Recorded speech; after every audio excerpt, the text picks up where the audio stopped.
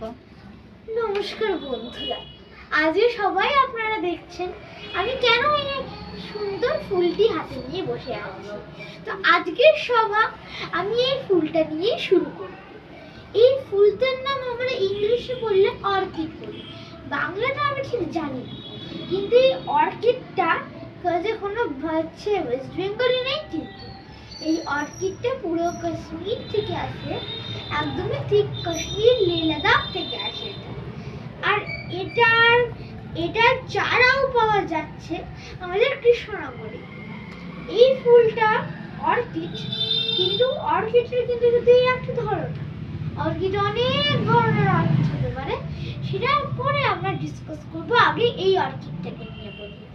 এই অর্কিডটির বেগুনি রং, যেটা দেখতে খুব সুন্দর লাগে, কিন্তু এখন যদি কিছু আপনারা যদি কোনো বড় ঠাকুরের ছবি দেখেন বা কোনো ফেমাস ঠাকুরের ছবি দেখেন, আপনারা কিন্তু এটার মানে দেখতেই পারবেন।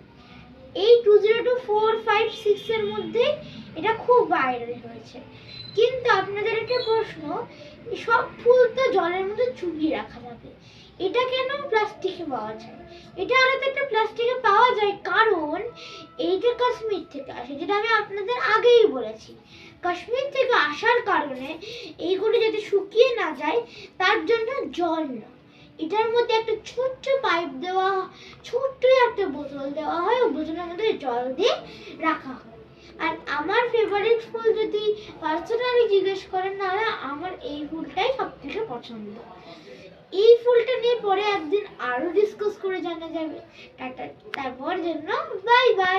আর এটা যদি আপনারা কিনতে চান, অবশ্যই আসতে হবে আমাদের কৃষ্ণনগরের ফুল মার্কেটে। এটা সব সময় সেই সময় অ্যাভেলেবেল থাকে। Bye bye.